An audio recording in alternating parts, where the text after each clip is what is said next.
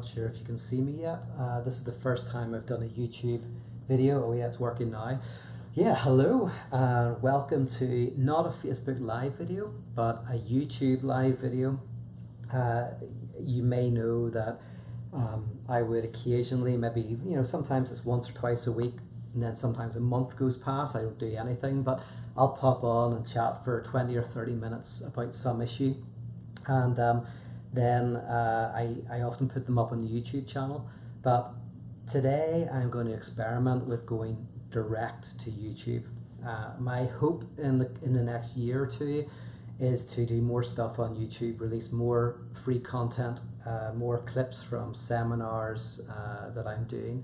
And I want to say thank you, by the way, to everybody who supports me on Patreon. That is allowing me to do this. Pretty much now, I make my living from the direct support of people who like my work, or people who have got something from it and want to show their support, or people who enjoy these lectures. And I really appreciate that. I mean, I can't believe that I get to do what I do because of you. And that's allowing me to do some new stuff. Like, I've got a book of fairy tales that I'm going to be bringing out very soon. Oh, I'll show you it actually. Here is the proof copy. And if you can see, there's lots of cool stuff inside, So I'm doing this. I'm basically self-publishing because I can work directly with people who support me and cut out all of this industry that I'm not necessarily against, but I prefer to work at a very freelance level. So we'll be self-publishing that. I'll be giving it out to people on Patreon. But also I wanted my next book to come out as an audio only product. Again, I can do that because I'm not having to run around looking for a publisher. So thank you for your support. I'm always committed to giving free content, so you don't need to sign up to get the secret. But if you do like the stuff that I talk about, there's loads more content on my Patreon. I'm doing videos, written reflections, book studies, etc. So anyway, I have been reading a lot of stuff about Jordan Peterson recently. And the reason is because I've been invited to give a talk on him, both as a phenomenon and in terms of his thinking, in October in Boise. If I'm saying Boise, is it Boise? I don't know. I don't even know where that is. It's somewhere in America. So I've been kind of, listening to seminars, immersing myself in him a little bit. I did do one other video about him ages ago after I'd watched an interview and read something that Zizek wrote, and I was amazed at the response. It was quite funny. I realized then that this guy is a very divisive character. Some people love him, some people hate him. He's very much a symbolic figure, and so at some stage I want to address that. But anyway, as I was listening to him 2 nights ago, he talked about this thing, cultural Marxism, and I find that kind of interesting. So I listened to the seminar, and he said some interesting things about this notion of cultural Marxism and also postmodern philosophy, especially in relation to interpretation. So I thought I'd say a few words on that. I've literally just done a seminar looking at interpretation, so I thought it would be good just to jump on and chat about that in relation to Peterson. So what I gather from the seminar I listened to, and actually he did this in 2 seminars, is his reading of kind of like the European intellectual tradition and how it has infiltrated America goes something like this, in a nutshell. You have the intellectual tradition of Marxism, and Marxism, and particularly in Europe, was a very huge intellectual movement. It's one of the biggest intellectual movements of the 20th century. And you put alongside that, Darwin and Freud. These are the big thinkers. And Peterson says that basically with actually existing communism and what happened in the Soviet Union, Marxism became a untenable position, effectively. But what happened is, instead of intellectuals abandoning Marxism, eventually, some did, like Jean-Paul Sartre and whatnot, but instead of many of these intellectuals abandoning it, what happened is they expanded it and changed it. So Marxism, some of the central themes were retained, but then it was put to use in cultural theory. So basically you took these Marxist ideas but divorced them from political economy and started to apply them to art history, to film theory, to the criticism of literature, to kind of pop culture in general. So what you have with particularly the Frankfurt School is the application of Marxist theories to a whole range of human phenomenon. This is partly, for Peterson, the result of the bankruptcy of Marxism, but it also spoke to the European intellectuals' inability to let it go.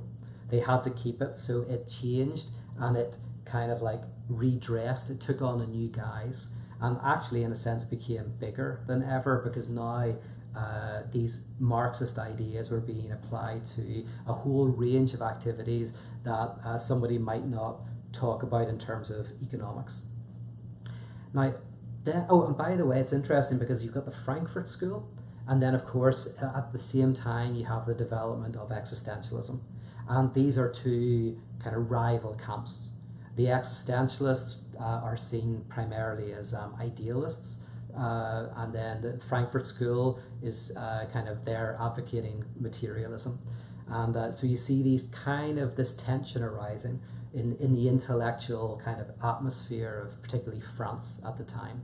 And Peterson is more influenced by existentialists, a little bit anyway. He likes Nietzsche, and Peterson's actually called himself an existentialist, although for interesting reasons. Like he said, he called himself an existentialist because he believes that what was the comment?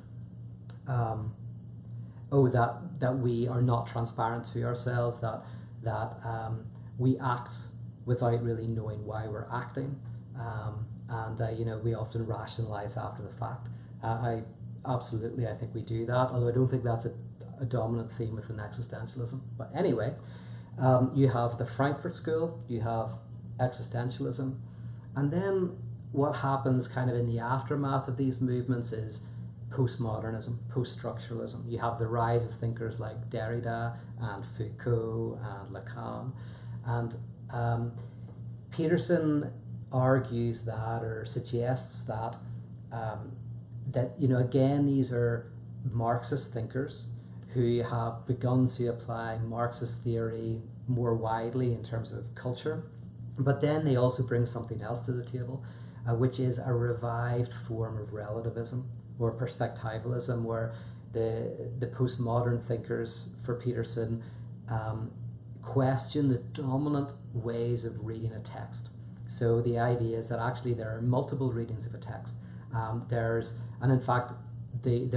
these minority readings that get suppressed, and they get suppressed because those who are in power in whatever field, in art theory or literature or whatever, they're the ones who get to tell their story, to give their interpretation of the narrative, and so all of these other interpretations disappear. And so whenever you listen to Peterson, he kind of says like what Derrida is doing is he's trying to show that language is all about slippage, all about movement, that there's no way of kind of having a canonical, authoritative reading of a text. What you simply have is a sea of differences and a sea of multiplicities that we have to swim within. And then, of course, from this he says, you get, well, this infiltrates America. So this is the same, Pallier says the same thing, that this French theory kind of goes through the American Academy and, is even like changed a little bit in that transition. And then the practical outworking of it are things like identity politics. Because for Peterson, identity politics is the idea of retaining oppressor and oppressed, majority, minority, strong, weak, powerful, powerless. So this kind of like what Peterson sees as central in Marx is this distinction between the oppressed, the proletariat, and the oppressor, which is the bourgeoisie. Now, actually, I think Peterson's wrong there, in the sense that in feudalism there is oppressed and oppressor, in slavery there's oppressed and oppressor, and they're not capitalist systems. It doesn't make you a Marxist to think that there are oppressed people and oppressors. Marxism is primarily a theory and a science trying to explore the types of oppression that occur within capitalism as the capitalist epoch of history.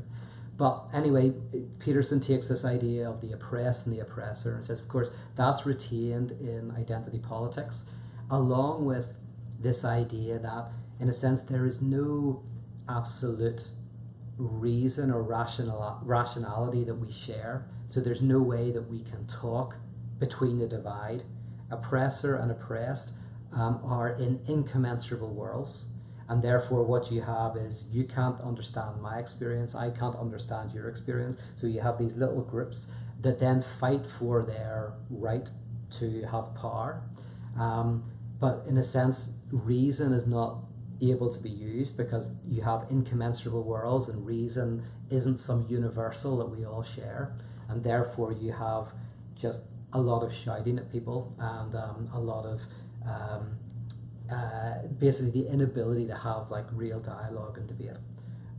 Peterson's against that, because Peterson's principles include that there is a universal reason that we can all share, we all participate in, that in a sense, in order to speak, to argue, you have to presuppose that there is a universal rational basis, and that splitting the world into one binary is problematic. That actually you should have a multivariate analysis of problems and issues within a society, and not try to reduce it all to some sort of class distinction or class distinction in disguise. So Marxism gives birth to cultural Marxism, and I don't know if it gives birth to postmodernism, but then postmodernism kind of develops some of those cultural Marxist ideas and adds into the mix a type of intellectual relativism, and then that infiltrates American universities, and one of the practical results is, out of these universities you have the rise of identity politics. Now that, of course, that's very condensed, although I think Peterson himself condenses it in that way. And I'd love to kind of go through it. But one thing I'll mention about it is, it's very Nietzschean. Peterson's very influenced by Nietzsche, and in some respects it seems like similar to what Nietzsche says about Christianity. So for Nietzsche, Judaism, to start with, is a religion of power. At first, like all religions are affirmative religions, where you use God to thank whenever there's good things happening to you, and maybe you kind of like shout at if something bad goes wrong. And Nietzsche has no problems with the gods that are expressions of the community. But then he says something happened whenever the Israelites are enslaved.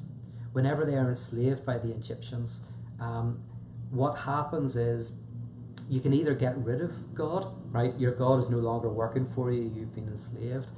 Or you can kind of use your God to justify the position, and also to critique the enemy. So the enemy becomes, the condemned of God. They become evil and bad. God justifies, the hatred of the enemy and your own position. And again, Nietzsche doesn't have a real problem with that. That when you've got no other weapons, you use ideology. Right? It's the only weapon you have when you don't have access to the swords or the guns or the tanks. But Nietzsche says that what happens is then religion gradually becomes not something that is affirmative, but that is full of resentment. That actually resentment becomes a spiritual condition. Everyone feels resentment at times. Again, Nietzsche would have no problems with that. But it's when resentment becomes the glasses through which you see everything. You see everything in relation to jealousies and envies, and he calls this ressentiment. So ressentiment is different from resentment. Resentment is maybe you don't like your your business colleague because they've got a better job than you, they got a promotion and you didn't. You know, fair enough, you might feel that, you let it pass. But resentment is when, in a sense, suddenly everything you see is through the lens of hating other people, of being jealous of them and envious of them, and everything good and noble you turn into something weak and horrible. You can't help but see dirt in every flower bed, right? You can't help but see dust in every house that's been cleaned. You know, there's always be a little bit of dust. And by the way, this is what Nietzsche means when he says, you know, that famous quote, what doesn't kill you will make you stronger. You know, it's obviously false, taken out of context. You know, what doesn't kill you makes you stronger. Well, you know, it doesn't. For both literally, you might have a disease, and it doesn't kill you, but it leaves you weakened. But also psychologically, you can have an experience that doesn't kill you, like you keep going, but it really damages you in how much you can affirm life. You don't go out as much, you don't talk to people, etc., right? But it's because it's out of context. In context, what Nietzsche is saying is he's imagining someone who is so healthy and strong in their inner life that even sickness is something they can turn into strength. That even bad things that happen to them, they can, because they are so healthy, they can make even sickness healthy. They can get something good out of it. So for Nietzsche, the sick person is one who can make everything that is healthy and good into something sickly and awful and to be judged.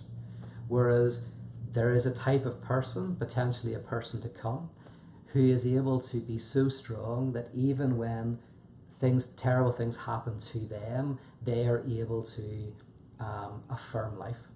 Now, of course, Nietzsche might be reflecting on something of his own experience here, because he suffered from terrible illness, and his illness could have helped him, made him into someone who was very bitter, who only saw negativity. But what Nietzsche tried to do is take on all of the sickness that he was feeling, but not let it give him a sick philosophy, but rather to develop a philosophy of affirmation. So in some ways, and Christianity then for Nietzsche is the universalizing of this resentment. So within Judaism, there's an affirmation of life, a health that is damaged whenever the Israelites are enslaved by the Egyptians.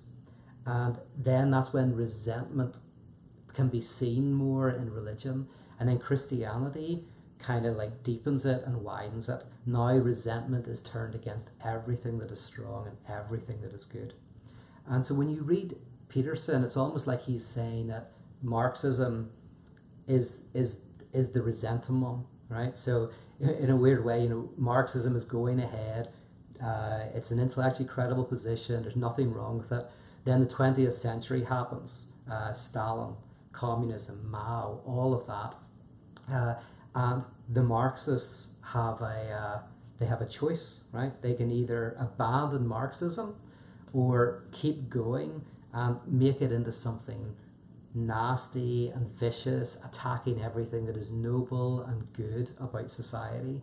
And many Marxists did that. Some will have renounced it, you know, someone like Sartre, and then some never did. But what they did is they then universalized it, just like in Christianity universalized the resentment of the particular religion, Judaism. So the cultural Marxists they became resentful of all that was strong and powerful and noble, and then expanded that critique out into art, all that is good in art, in literature, and in architecture, and, you know, basically an attack on everything. And the result of that is a politics of resentment. So in some respects I see Peterson having a Nietzschean reading, but instead of it being Christianity, in a sense, it's Marxism. Now, I would love to kind of go through each of these stages and kind of critique them, because I think that there is the smallest grain of truth to that narrative, but I think it makes big mistakes, right? But I want to concentrate only on one element in this, so as not to keep you forever. And it's this idea that post-structural theory or postmodernism was a type of intellectual relativism, a type of a play of multiple interpretations of a text that breaks down the idea that we can actually read a text, understand it, and kind of make claims about it. Now, Peterson's not saying we get the absolute interpretation. It's like science. You make claims. Some claims are more legitimate than others. Some claims really come out as being powerful and having more explanatory value than other interpretations. And so, Peterson is in no way saying, oh yeah, we can find the true interpretation of a certain thinker or a certain text. But he is saying that we can make claims as to what texts mean, and that postmodernism is an attempt to undermine this and create this world of multiplicity without an ability to communicate. And I think that's just a misreading of what people like Derrida and Lacan are doing. So I'm going to try to touch on the grain of truth that's in it, and then try to articulate the difference. So, the grain of truth is that, yes, post-structuralism is post-structuralism. So it's critiquing in some ways the idea that beneath language we can find structures of meaning. So, basically we can read a text and can make claims as to, the meaning of that text.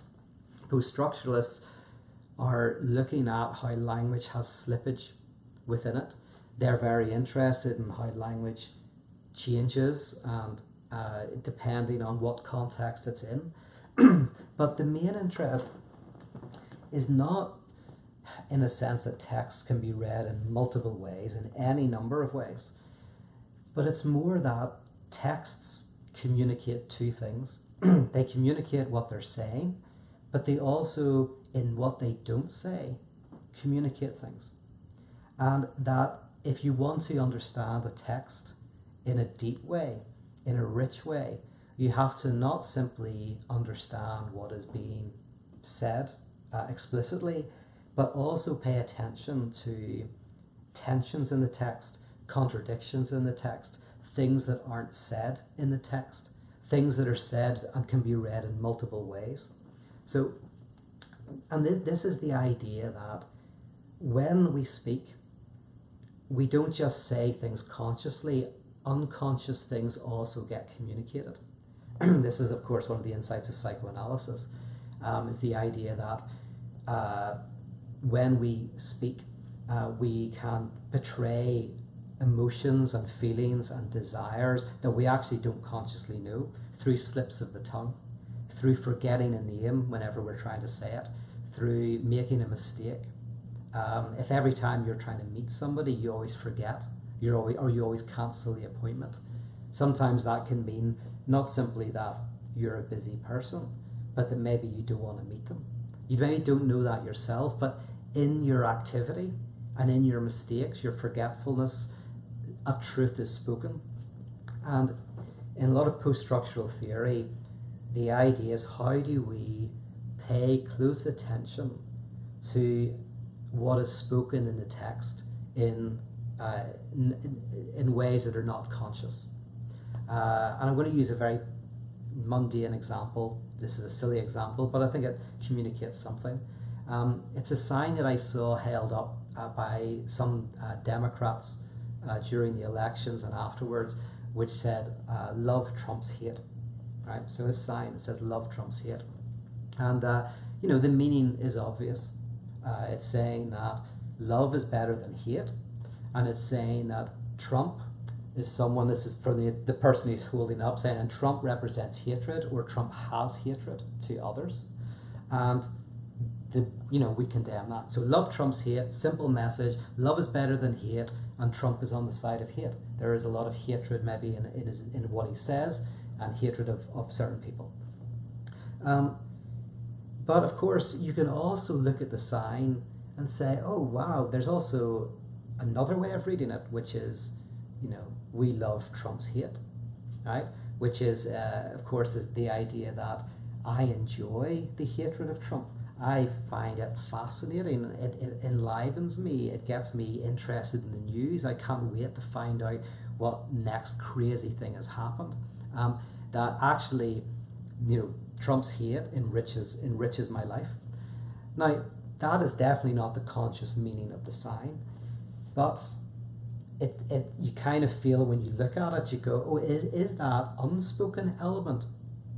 Does it say something? Does it speak a truth? Does it give a richer and deeper understanding of something? Right. So that multi-layered example, and so this is what postmodernists, post-structuralists will be doing with the text, and it's not that they're looking for things that aren't there. They're looking for things that are there that aren't there. And so an example of this would be during the Troubles in Northern Ireland, people in the Protestant community, say, would not talk about Buddhism and their Buddhist neighbours.